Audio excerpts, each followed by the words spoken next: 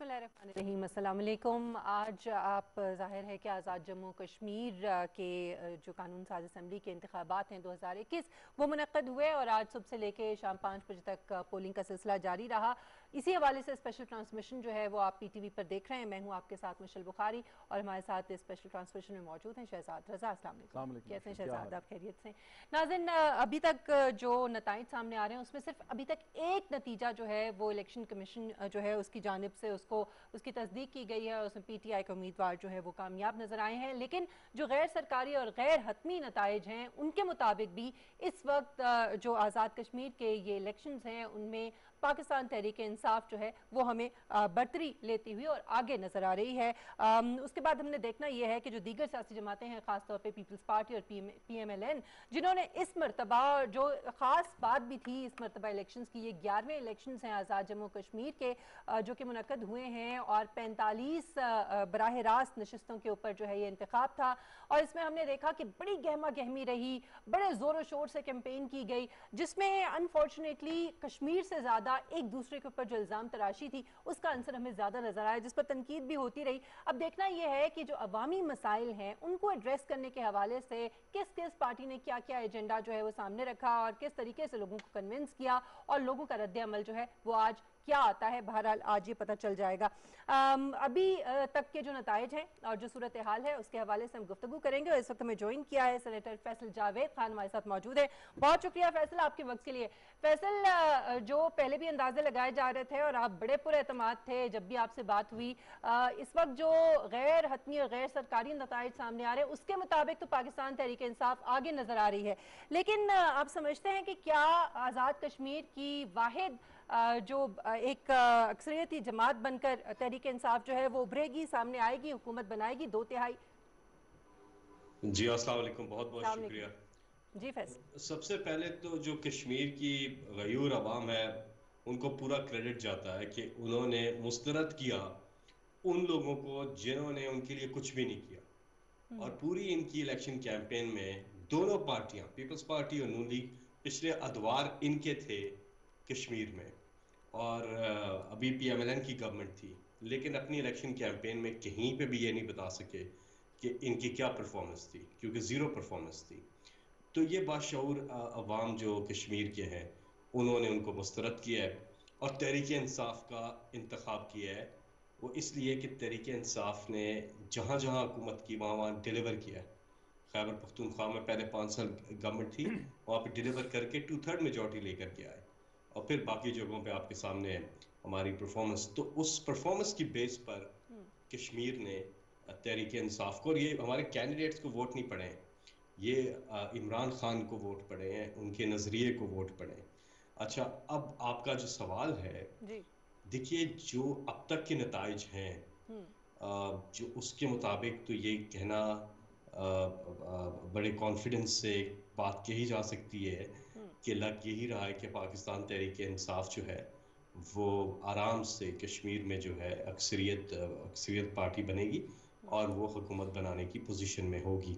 अब तक जो रिजल्ट्स आ रहे हैं बहुत खुशाइन रिजल्ट्स हैं तहरीक इंसाफ के लिए, और मज़ीद रिजल्ट्स अभी आ रहे हैं।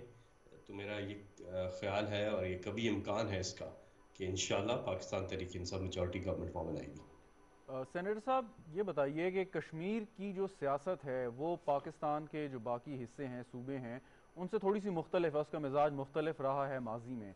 लेकिन इस सिलेक्शन में हमने देखा कि इल्ज़ाम तराशियाँ बहुत ज़्यादा हुई, लहजे में कड़वाहट बहुत थी और बड़ा एक टेंस सा माहौल हमें वहाँ पे नज़र आया। आज भी कुछ अफसोसनाक और बड़े अफसोसनाक वाक़यात भी पेश आए, इसके बारे में आप क्या कहेंगे? जी आप बिल्कुल, आप ठीक कह रहे हैं। देखिए जो पॉलिटिकल पार्टीज ने वहाँ पे कैंपेन की है, ख़ास तौर पे PMLN और पीपल्स पार्टी ने, उन्होंने भारत के जो मजालिम कश्मीर के अंदर हो रहे हैं उस पर बात ही नहीं की। उन्होंने मोदी सरकार के हवाले से कुछ बोला ही नहीं। जो मजालिम ढाए जा रहे हैं कश्मीर के अंदर, जो जुल्म ज्यादती हो रही है, जो लाइन ऑफ कंट्रोल पर जो वो चीज़ें करते हैं, उन चीज़ों पर बिल्कुल इन्होंने बात नहीं की। इन्होंने भारत के खिलाफ कोई बात ही नहीं की, बिलखसूस PMLN ने। तो आज फिर लोगों ने उसका बदला इनको दिया है। जबकि PTI की जो कैंपेन थी उसमें अगर आप देखें तो ना सिर्फ हमने बात की बल्कि हमारी गवर्नमेंट ने तो इसके हवाले से कश्मीर कॉज के ऊपर ऐसा कभी भी इस किस्म का कश्मीर कॉज इस तरह से इंटरनेशनलाइज कभी हुआ ही नहीं जिस अंदाज में प्राइम मिनिस्टर इमरान खान साहब ने कश्मीर का मुकदमा लड़ा। यूएन के अंदर भी बाकी जो सरबराहान मुमलिकत हैं उनके साथ मीटिंग्स के अंदर जिस अंदाज में उठाया, और इंटरनेशनल प्रेस पहली बार जो इमरान खान साहब ने मूडी की जो नाजी जो आइडियोलॉजी को फॉलो करते हो आरएसएस के हवाले से जो नुक्ता नजर किया, वो इंटरनेशनल प्रेस ने भी वही मौक़िफ़ इख्तियार किया। ये पहले आज से पहले हिस्ट्री में कभी नहीं हुआ।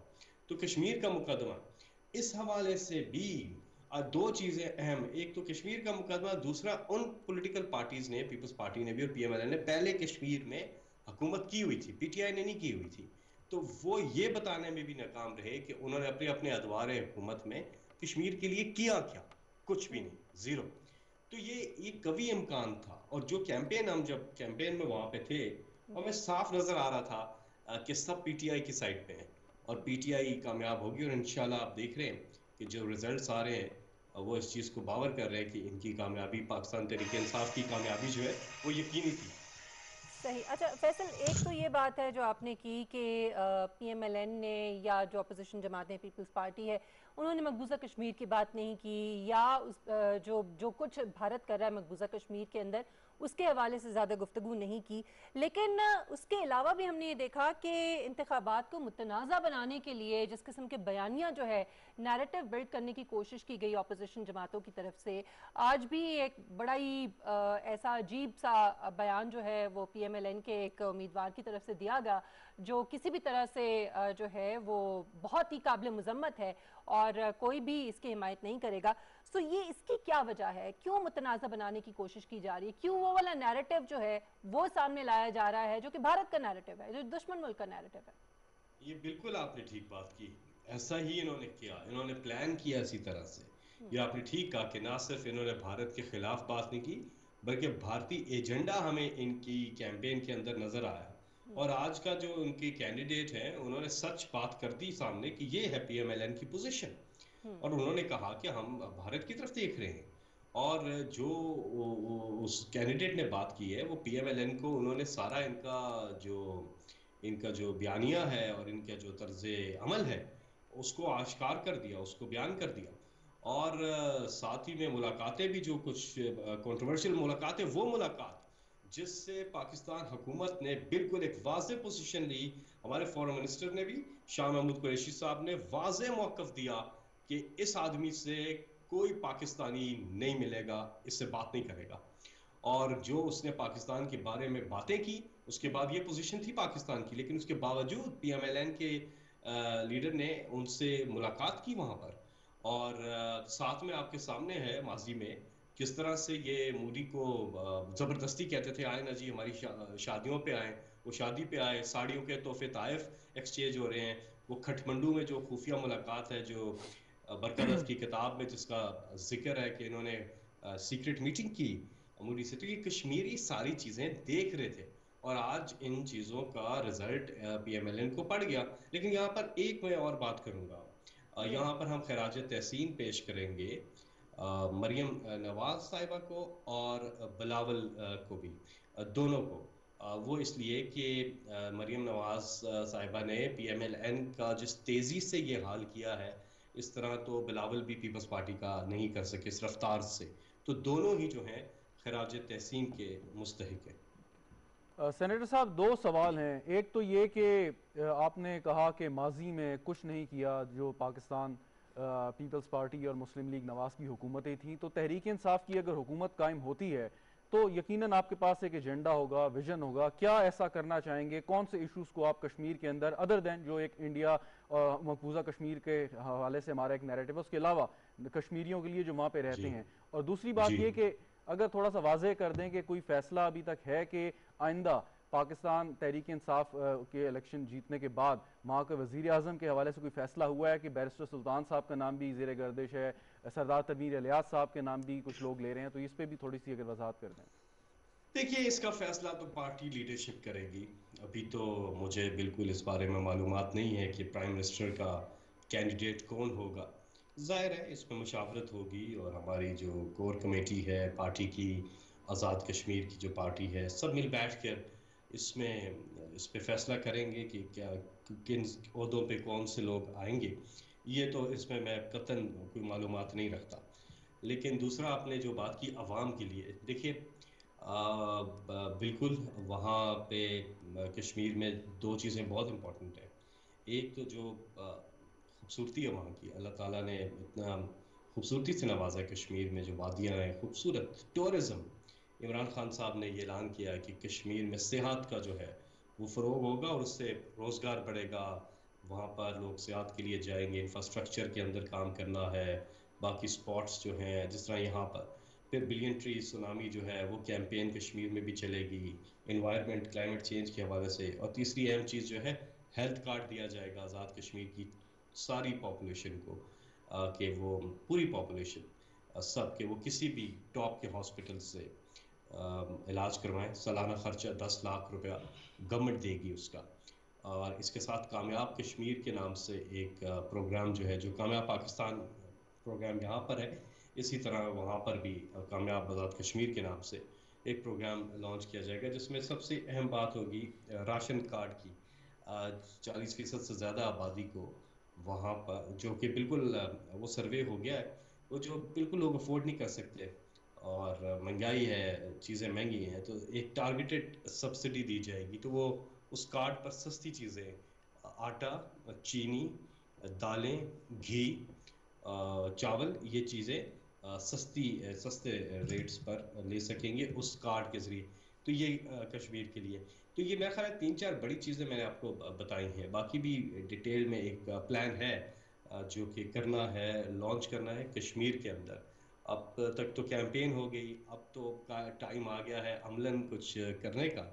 अल्लाह ताला ने ये मौका दिया है पाकिस्तान तहरीक इंसाफ को, तो फिर तहरीक इंसाफ की हुकूमत को अवाम का ख्याल रखना चाहिए और ऐसा ही होगा इंशाल्लाह। जी सही। अच्छा फैसल, हमने ये भी देखा कि जो कैंपेन की गई, एक मौका समझकर इसको एक दूसरे के ऊपर इल्ज़ामात लगाने का या अपने अपने नैरेटिव जो है उनको एक तरह से सामने लाने का, मुस्तहकम करने का एक मौका जो है वो तमाम पॉलिटिकल पार्टीज़ ने इसको समझा।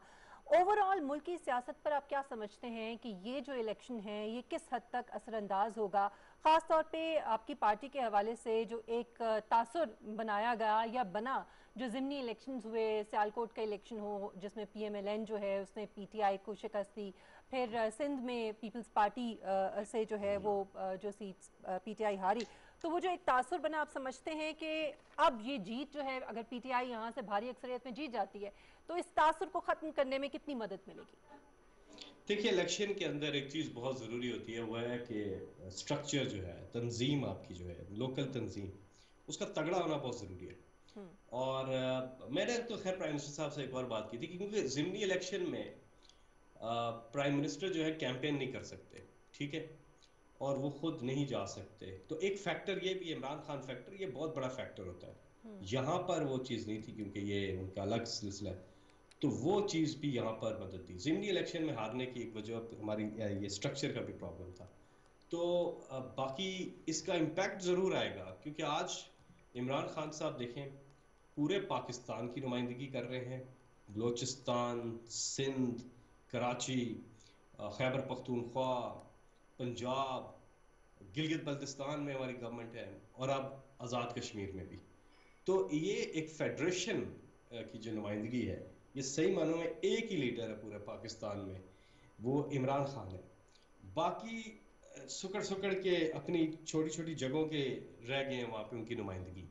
पीपल्स पार्टी की अब तो खैर कराची से तो वो बिल्कुल आउट हो गए, लेकिन अंदरून सिंध में भी उनकी अब पजराई जो है वो कम है। अब अगर अब इलेक्शन होता है वहाँ पर, तो आप देखेंगे कि पीपल्स पार्टी का वहाँ पर भी तो एक छोटा सा एरिया में वो रह गए हैं। फिर PMLN है, वो थोड़ा बहुत सेंट्रल पंजाब के अंदर थोड़ी भी बहुत वहाँ की रह गई है, बाकी जगहों से लेकिन PTI वाइल्ड पार्टी है जो अक्रॉस द बोर्ड तमाम जगहों पर उसकी नुमाइंदगी है, और उसकी जो पॉपुलैरिटी है उसमें इजाफा हो रहा है। तो इस सिलेक्शन का एक अच्छा इम्पैक्ट पड़ेगा, एक अच्छा, एक वर्कर्स के अंदर एक तगड़ा तगड़ा मैसेज गया है, उनके अंदर जान आई है।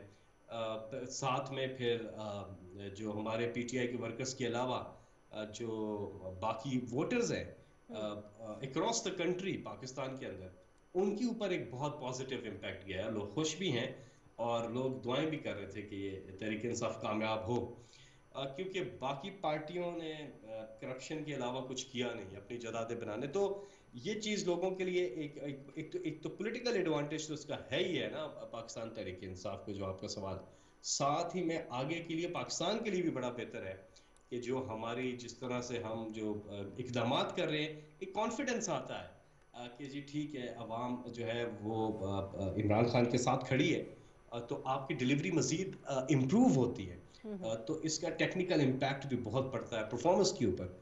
तो इंशाल्लाह, और पीटीआई के साथियों से यही गुजारिश है जो कैबिनेट में है या आगे कश्मीर के अंदर कैबिनेट के अंदर होंगे और बनाएंगे, कि आपका फोकस जो है वो 100% अवाम ही रहना चाहिए। क्योंकि ये आप इलेक्शन, जनरल इलेक्शन जो आने वाला भी है, सिर्फ और सिर्फ हम अपनी कारकर्दगी की बुनियाद पर जीतेंगे। हमें कोई और चीज़ जो है इलेक्शन नहीं जितवा सकती स्वाय हमारी परफॉर्मेंस के। तो अगर हम डिलीवर करेंगे तो फिर हम अगले इलेक्शन में कामयाब होंगे। जी बिल्कुल। सेनेटर साहब, ये बताएं, आपने बिल्कुल ठीक कहा कारकर्दगी की बुनियाद पे, और अगर आज दो वजूहत जो आपने बताई, एक इमरान खान फैक्टर और दूसरा दो बाकी बड़ी सियासी जमातों ने वो उस तरीके से डिलीवर नहीं किया। लेकिन एक बात है कि खान साहब का विजन और उनकी डेडिकेशन, उनका जो मेहनत है या उनका जो ऑनेस्टी है वो अपनी जगह पे। लेकिन कश्मीर में अगर इस वक्त सिर्फ बात करें तो कई ऐसे उम्मीदवार हैं पाकिस्तान तहरीक इंसाफ जो जीतेंगे भी और हो सकता है आगे कैबिनेट में भी आए, जो बाकी सियासी जमातों में भी सर्व कर चुके हैं और ओहदों पे भी रह चुके हैं। सो इस चीज़ को आप कैसे इंश्योर करेंगे, जिन्होंने माजी में डिलीवर नहीं किया अब पाकिस्तान तहरीक इंसाफ के बैनर के नीचे आके वो डिलीवर करेंगे? बहुत कम लोग हैं, ज्यादातर तो हमारे लोग जो, आपके आजाद कश्मीर की बात करें या ओवरऑल बात कर रहे हैं? सर, आजाद कश्मीर की। देखिए, आजाद कश्मीर में भी कैंडिडेट, मैंने पहले ही कहा कि कैंडिडेट मैटर नहीं कर रहा था। ये वही 25 जुलाई 2018 वाली एक फिजा थी, इमरान खान फैक्टर। लोगों ने इमरान खान को वोट दिया है इनके नजरिए, और इमरान खान इंश्योर करेंगे कि उनका जो मैनिफेस्टो है, जो उनका प्लान है, वो इम्प्लीमेंट हो। तो वो मैटर नहीं करता कि नीचे कैंडिडेट कहाँ से आया हुआ है। कैंडिडेट आया पीटीआई के इमरान खान की आइडियोलॉजी के ऊपर, लोग ने वोट दिया बल्ले को, लोगों ने वोट दिया तहरीक इंसाफ के इमरान खान के नजरिए को। तो अब वही इंप्लीमेंट होना है। तो बाकी कोई कहाँ से आता है, किस पार्टी में रहता है, ये मैटर नहीं करता। जो मैटर करता है वो आपकी लीडरशिप करती है, और वो इमरान खान है। ये जो कॉन्सेप्ट है ना, ये लोग, हमारे कमेंटेटर्स भी सही बता नहीं पाते हैं, जो पीटीआई के लोग बात भी करते हैं। ये कॉन्सेप्ट बताने की ज़रूरत है कि इमरान खान फैक्टर, जब लीडरशिप आपकी ऊपर तगड़ी हो, ऑनेस्ट हो, ईमानदार हो, ना खुद करप्शन करते हो, ना वो किसी को करने देते हैं, तो ये चीज़, बुनियादी तब्दीली ये है जो पाकिस्तान में आई है। और यही मेथड कश्मीर के अंदर भी अप्लाई होता है। सही। अच्छा फैसल, एक नज़रिया ये भी है, नुक्ते नज़र और अपोजिशन ख़ास तौर पे ये बात बार बार करती है कि जिसकी वफाक में, और इससे पहले भी हमने ये देखा, जिसकी वफाक में हुकूमत होती है उसी की, गिलगित बल्तिस्तान में भी इस मरतबा पीटीआई की गवर्नमेंट जो है वो बनी, और फिर अब आज़ाद कश्मीर में भी हम देखते आए हैं।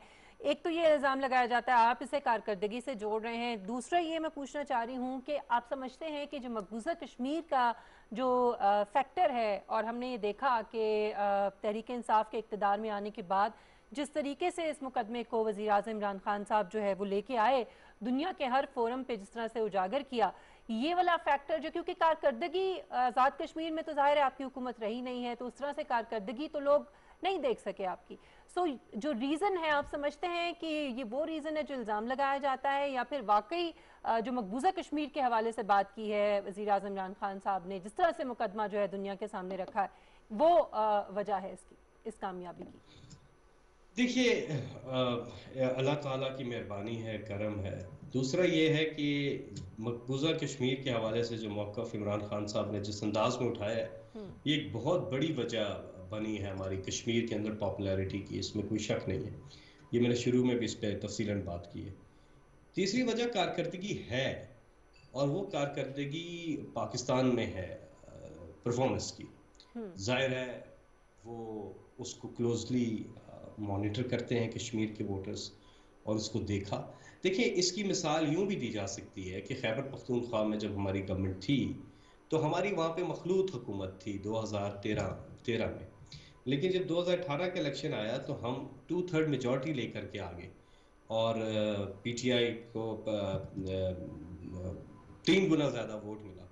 वो इसलिए कि पीटीआई की कारकर्दगी थी, और खैबर पख्तूनख्वा में कभी भी ऐसे नहीं हुआ कि गवर्नमेंट रिपीट हो किसी एक पार्टी की, वहाँ हमेशा तब्दीली आती है। लेकिन इस बार गवर्नमेंट जो है रिपीट हुई पीटीआई की और 2/3 मेजॉरिटी के साथ आई।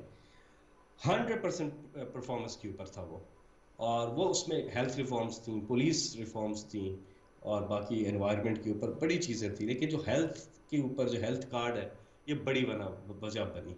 यही कश्मीर ने देखा कि पीटीआई के ट्रैक रिकॉर्ड क्या है। जब उन्होंने केपी में अकेली गवर्नमेंट की तो वहाँ पे भी परफॉर्मेंस दी, जब अभी सेंटर में इनके 3 साल होने वाले हैं पीटीआई के, तो यहाँ पर भी कश्मीरियों को ये ज़रूर पता था कि इनकी परफॉर्मेंस अच्छी है, तो इनको हम इधर मौका देते हैं आज़ाद कश्मीर में। अब मौका दिया है और अल्लाह ताला से दुआ है कि इस जिम्मेदारी को पाकिस्तान तहरीक इंसाफ की हुकूमत जो है वो ऐसा तरीके से निभाए और लोगों के लिए काम करे। आमीन। हम उम्मीद करते हैं कि ऐसा ही होगा। बहरहाल अभी तो खैर नताइज जो है जब तक हतमी और सरकारी जो नताइज हैं वो सामने नहीं आते तब तक कुछ भी कहना कबल इस वक्त है।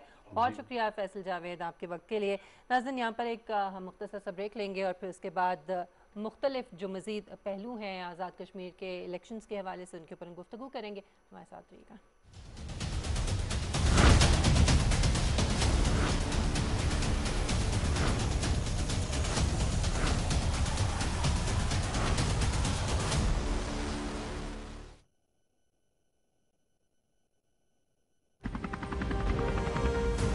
देखते रहिए 60 hours to glory.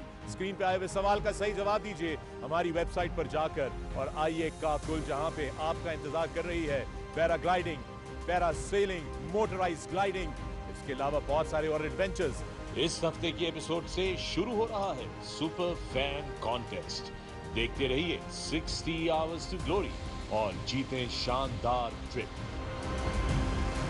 Keep watching 60 hours to glory.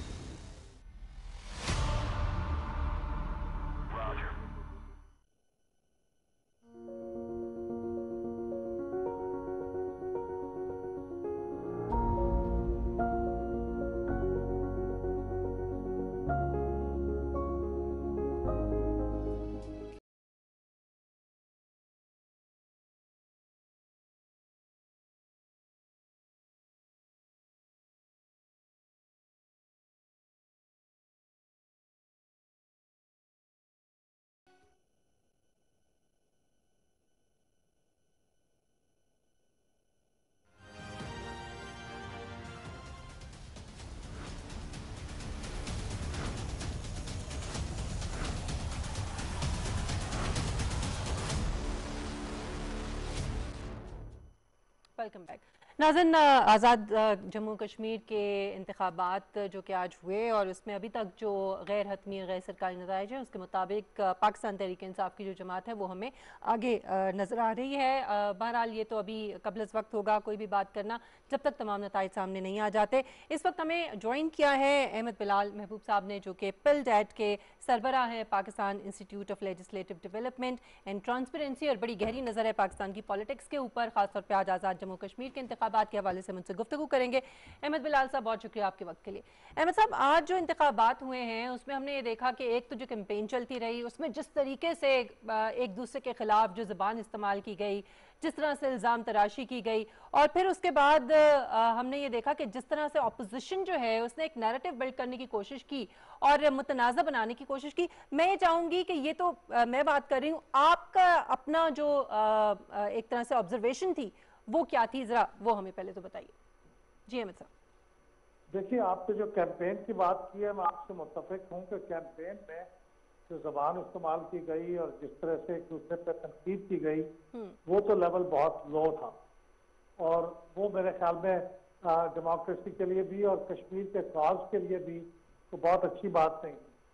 दूसरी बात यह है कि ये चूँकि मकबूजा कश्मीर के अंदर जो खसूसी हैसियत थी कश्मीर की उसको ख़त्म करने के बाद जो हिंदुस्तान का एक नाम था, उसके बाद ये पहली दफ़ा इलेक्शन हो रहे थे और इसमें कैंपेन के दौरान ये इशू को बहुत ज़्यादा हाईलाइट नहीं हुआ कि हम कैसे इस सिचुएशन को हैंडल करेंगे। मुख्तलिफ पार्टियों की तरफ से कोई एक्शन प्लान आता, कोई पॉलिसी की बात होती, तो वो नहीं हुई। इससे अनफॉर्चुनेटली ये कोई बुरा मैसेज भी जाएगा कि शायद पाकिस्तान में और पाकिस्तान के आज़ाद कश्मीर में ये कोई बहुत बड़ा इशू शायद नहीं है, ये एक मैसेज कन्वे होगा।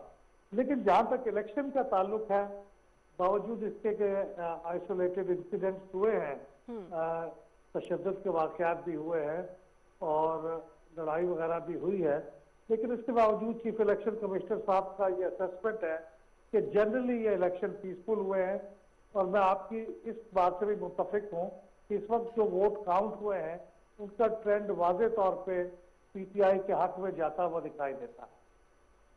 अच्छा सर, ये कैंपेन में जो वायलेशन हुई किसी की जानिब से भी हो और आज इलेक्शन डे पर हुआ, तो इसका जिम्मेदार आप किसे समझते हैं, इंतजामिया को या इलेक्शन कमीशन को जो टाइमली एक्शन नहीं ले सका? देखिए, कैंपेन के दौरान तो मैं समझता हूँ कि इलेक्शन कमीशन ने अपने आप को एक बेबस इदारे के तौर पे ही साबित किया है।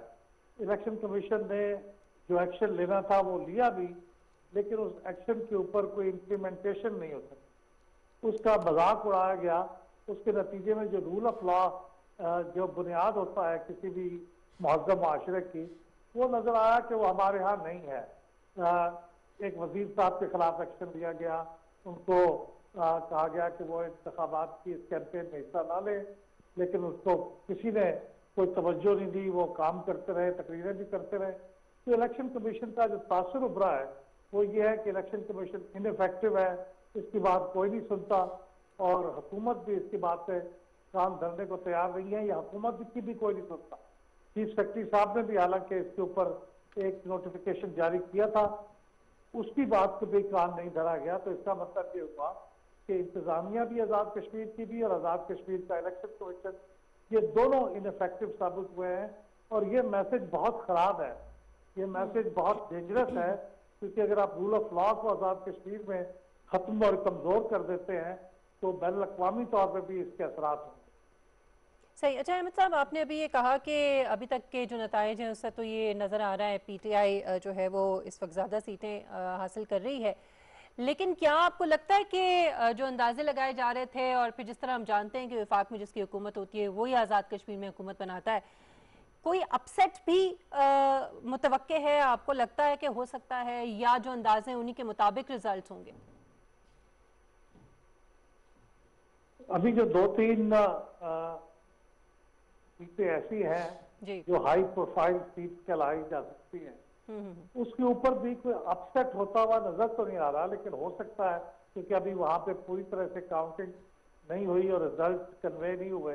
लेकिन ओवरऑल जो हुकूमत बनाने की पॉसिबिलिटी है उसमें तो अपसेट नजर नहीं आता। इंडिविजुअल सीट में कोई एक आध में अपसेट हो सकता है, हो जाए, लेकिन ये जो ट्रेंड है कि वफाक की जो हुकूमत होती है उसी के मुताबिक आज़ाद कश्मीर के अंदर भी लोग जनरली उसी पार्टी को वोट देना प्रेफर करते हैं, और उसकी बड़ा लॉजिक भी है, उसकी प्रैक्टिकल सतह पे एक वजह भी समझ में आती है, तो वो तो कायम है, उस पर तो कोई तब्दीली नहीं हुई। लेकिन ये थोड़ा सा मेरे लिए हैरानकुन था कि इस वक्त जो ट्रेंड है जी वो बड़ा वाजे है पीटीआई के हक में, यानी कोई क्लोज कॉन्टेस्ट भी नहीं है, वो खासे मार्जिन के साथ आगे है। ये थोड़ी सी हैरानकुन बात है। इस लिहाज से आप कह सकते हैं कि पार्शली अपसेट है इस लिहाज से, और पीपल्स पार्टी कुछ थोड़ी सी पीएमएल से कम सीटों में बेहतर है, वोटों की तादाद के हिसाब से तो खैर पीएमएल बेहतर है, लेकिन पीपल्स पार्टी सीटों के हिसाब से इसको बेहतर लग रही है, तो ये भी किसी हद तक गैर मुतवक्को थी। जी, तो ये हैरानकुन क्यों है? क्या इसकी वजह यह है कि जो दो बड़ी जमातें हैं उन्होंने उस तरीके से डिलीवर नहीं किया कश्मीर में जिस तरह करना चाहिए था?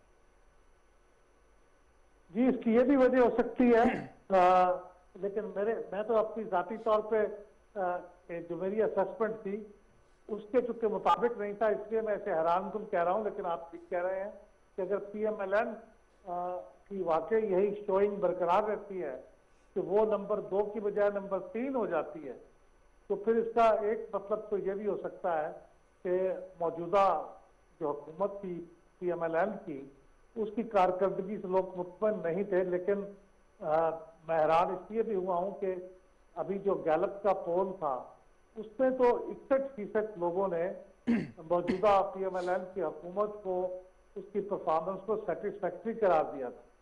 तो इसके बाद भी अगर लोग उसके खिलाफ वोट दे रहे हैं और उसकी सीटें नहीं जीत रहे, तो इसका मतलब तो यह है कि या तो सीटों के लेवल पे उनकी प्लानिंग जो थी वो कामयाब नहीं थी, या फिर यह भी हो सकता है कि वो PMLN जो नेशनल लेवल पे जो उसका नैरेटिव है, वो यहाँ के लोग महसूस करते हैं कि कश्मीर काज के लिए वो बहुत ज्यादा सूटबंद नहीं है। सही। अच्छा अहमद साहब, हमने ये भी देखा कि इस मरतबा जो कैंपेन की गई उसमें एक दूसरे के ऊपर इल्ज़ाम तराशी ज़्यादा थी, बजाय इसके कि कश्मीर के अवाम के जो मसाइल हैं उनके हवाले से बात जो है वो की जाती। तो आप समझते हैं कि शायद ये भी एक वजह है कि पाकिस्तान तहरीक इंसाफ को चूँकि आज़ाद कश्मीर के अवाम ने अभी आजमाया नहीं है और बाकियों को आजमा चुके हैं, इस वजह से PTI को जो है वो ज़्यादा अहमियत दी गई या ज़्यादा वोट पड़ रहे हैं? ये मेरा ख्याल नहीं है कि PTI को लोगों ने इसलिए प्रेफर किया कि वो पहले आजमाए नहीं गए। मेरे ख्याल में इमरान खान साहब की जो पर्सनल पॉपुलैरिटी है जी, वो बहुत वाज़े तौर पे दूसरे तमाम रहनुमाओं के मुकाबले में ज्यादा थी। ये जो आपको चीज गैलप के पोल में भी नजर आती है कि उनकी पर्सनल पॉपुलैरिटी 67% थी compare to 49% with the next person. तो ये बहुत बड़ा मार्जिन है और ये जाहिर है किसी अगर लीडर की इतनी ज्यादा पॉपुलैरिटी हो तो उसकी पार्टी की पॉपुलैरिटी में भी ये रिफ्लेक्ट होता है। तो मेरे ख्याल में इसमें क्रेडिट PTI और इमरान खान साहब को देना चाहिए। और गालबन उनकी जो कैरिस्मा है और उनके बारे में एक पॉपुलैरिटी है, वो अभी तक कम से कम कश्मीर की हद तक उसमें कोई फर्क नहीं पड़ा, बावजूद इसके कि पिछले 3 साल में PTI को पाकिस्तान में काफी सारे चैलेंजेस का सामना था और ख्याल किया जाता था कि पाकिस्तान में उसकी पॉपुलैरिटी काफी कम हुई होगी, लेकिन आजाद कश्मीर में तो उसके असरात अभी तक नजर नहीं आ रहे हैं। सही। अहमद साहब, ये बताएं कि ये कश्मीर का जो ये इलेक्शन है, ये रिफ्लेक्ट करता है आपकी नेशनल पॉलिटिक्स में, क्योंकि आगे कैंटोनमेंट बोर्ड के इलेक्शन भी आने हैं, उसके बाद 2 साल बाद हम जनरल इलेक्शन की तरफ चले जाएंगे, या ये सिर्फ एक आइसोलेटेड इवेंट होता है? क्या नेशनल पॉलिटिक्स में पाकिस्तान तहरीक इंसाफ की यकीनन कोशिश होगी दीगर जमातों की तरह कि वो गेयर अप करना शुरू करें अभी से आपको, तो क्या ये इलेक्शन मददगार साबित होता है ओवरऑल नेशनल पॉलिटिक्स में? मेरे ख्याल में ये होता है इसलिए कि ये एक मोमेंटम, अगरचे अभी इलेक्शन तो 2 साल दूर है, हो सकता है पहले भी हो सकते हैं, लेकिन शेड्यूल के मुताबिक 2 साल दूर है, तो इसलिए कोई क्लोज मोमेंटम तो ये जनरेट नहीं करेंगे। लेकिन ये चूंकि आम इंतखाबात से पहले ये आखिरी किसी बड़े यूनिट के इंतखाबात हैं, GB के हो चुके हैं, अब आज़ाद कश्मीर के हो रहे हैं, बाकी सूबों के जाहिर है तो कौमी इंतखाबात के साथ ही होते हैं, तो इसलिए इसकी वजह से जो जनरेट होगा मोमेंटम, वो मेरे ख्याल में अगर लोकल गवर्नमेंट के इलेक्शन होंगे तो उनके ऊपर भी असरअंदाज होगा और फिर शायद ये नेशनल लेवल पे इलेक्शन तक भी ये कैरी फॉरवर्ड करे। और कन्वर्सली इसके उलट अगर देखा जाए तो अगर इन इंतखाबात से PTI हार जाती आज़ाद कश्मीर में, तो ये भी उसके मोराल को बहुत नेगेटिवली अफेक्ट करता और बुरा असर पड़ता। गालबन उसका अच्छा असर इतना नहीं होगा जितना अगर हार जाते तो बुरा असर होता। तो कम से कम उन्होंने उस बुरे असर को भी अवॉइड कर लिया और किसी हद तक ये हेल्पफुल भी होगा इनके आगे आने वाले इलेक्शन में। सही सही। अच्छा, जो हमने जोशो खरोश देखा पॉलिटिकल पार्टीज के अंदर जिस तरह से कैंपेन की गई, अहमद साहब आप समझते हैं कि जो रिस्पांस था आवाम का आज पोलिंग जिस तरह से हुई है, जिस तरह से वोट कास्ट किए गए, वो भी वैसा ही था, वैसा ही ओवरवेलमिंग था? देखिए, कैंपेन के दौरान भी हमने देखा कि लोग बड़ी तादाद में जलसों में आए और बहुत खवातीन की बड़ी तादाद जलसों में आई, और यही चीज आज इलेक्शन के दौरान भी, अगर कि मेरे पास स्टेटिस्टिक्स तो नहीं है लेकिन जो नुमाइंदों की तरफ से इत्तलात आ रही हैं वो ये कि टर्न आउट काफी अच्छा था और खवातीन का खासतौर पर टर्न आउट बहुत नजर आया। तो ये दोनों बातें बहुत अच्छी हैं कि अगर टर्न आउट अच्छा है और लोगों की पार्टिसिपेशन अच्छी है तो ये जमहूरियत के लिए भी अच्छा है और आने वाली हुकूमत के लिए भी बहुत अच्छा है। सही, बहुत शुक्रिया अहमद बिलाल महबूब साहब आपके वक्त के लिए। और इस वक्त हमें ज्वाइन किया है ज़फ़रुल्लाह खान साहब ने, सियासी तज्ज़ियानिगार हैं, हमारे साथ मौजूद हैं। बहुत शुक्रिया ज़फ़रुल्लाह खान साहब आपके वक्त के लिए। सर, आज जो ये इंतखाबात हुए हैं इसके हवाले से अब तक के रिजल्ट्स जो सामने आए हैं, PTI जो है वो इस वक्त हमें ज़्यादा सबकत लेती हुई नज़र आ रही है, क्या कहेंगे, क्या तासुरात हैं आपके इस पूरी कैंपेन को सामने रखते हुए? और आज जिस तरह से पोलिंग कुछ नाखुशगवार वाक़यात भी पेश आए, जिस तरह के बयानात कुछ लोगों की तरफ से दिए गए, क्या कहेंगे आप इस पे?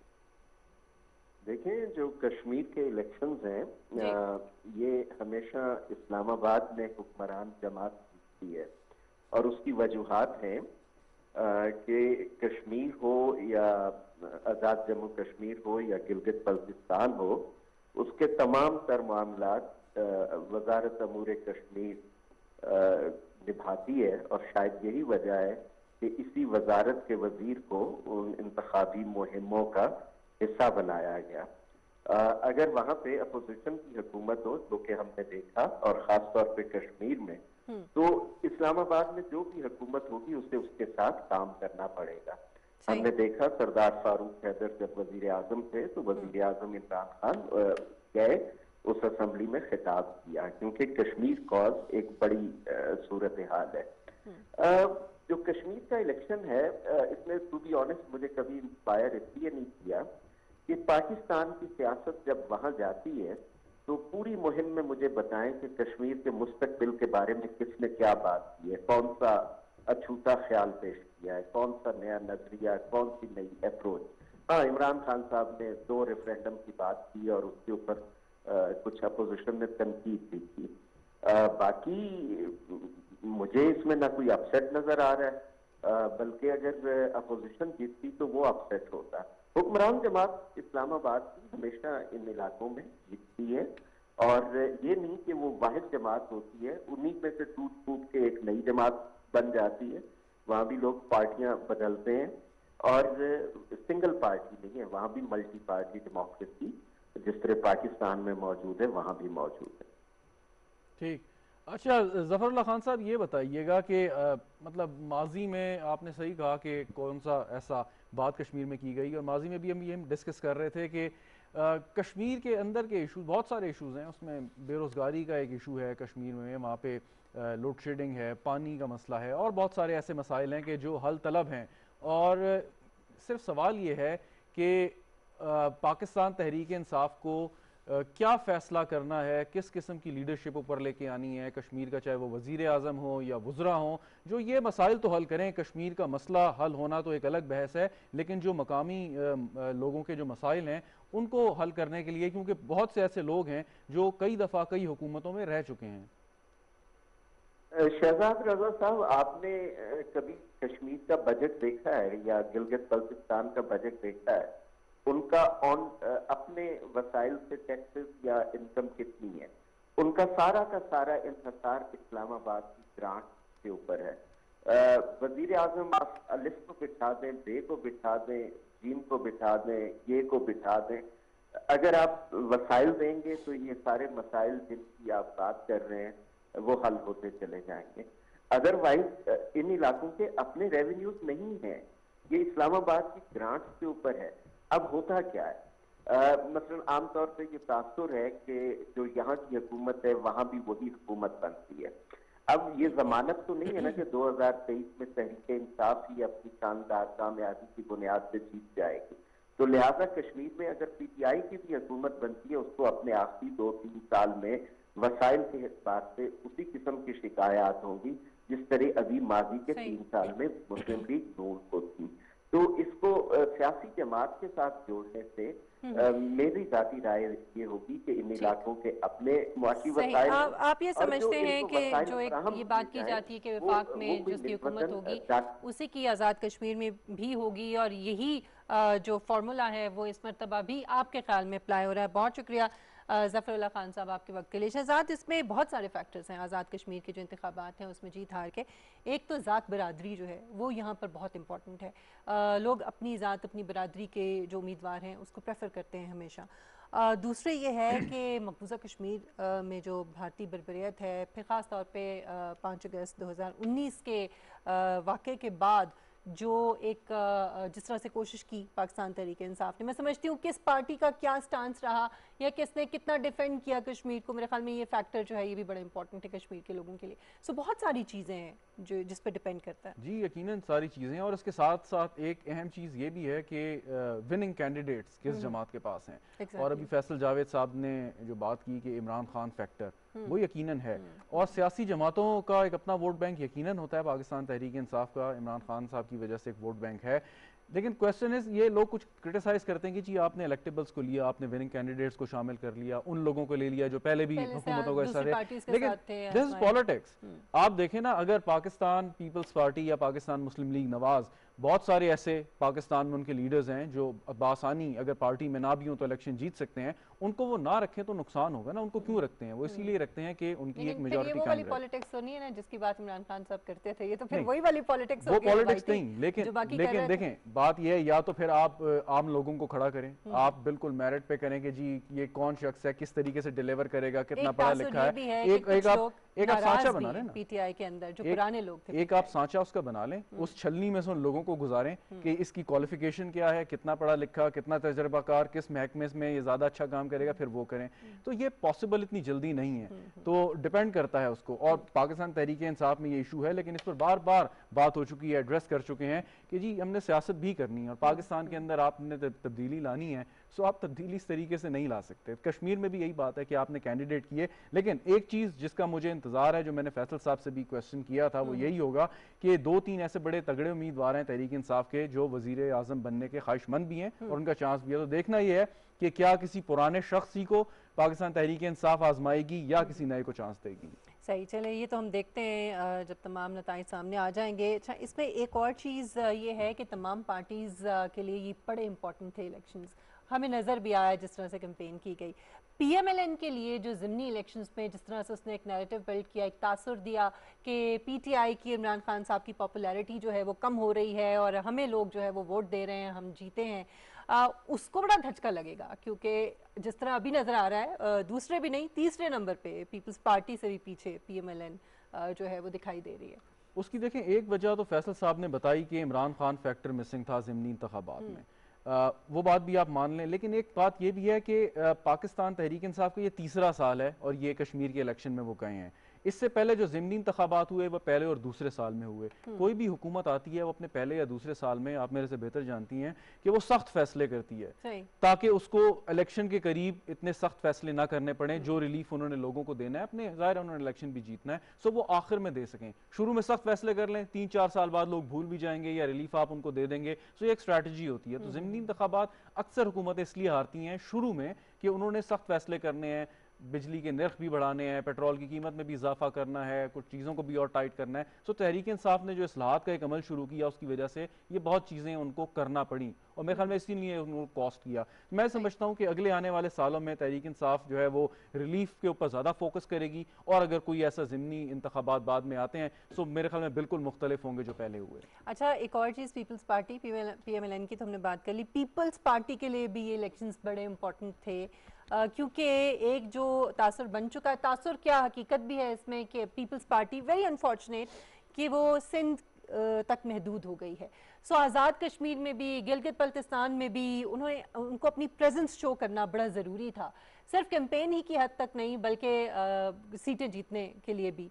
और कुछ सीट्स तो उन्होंने हासिल की हैं, कम से कम दूसरे नंबर पे नज़र आ रही है। सो एक हद तक तो आपको लगता है कि पीपल्स पार्टी अपने इस मकसद में कामयाब रही?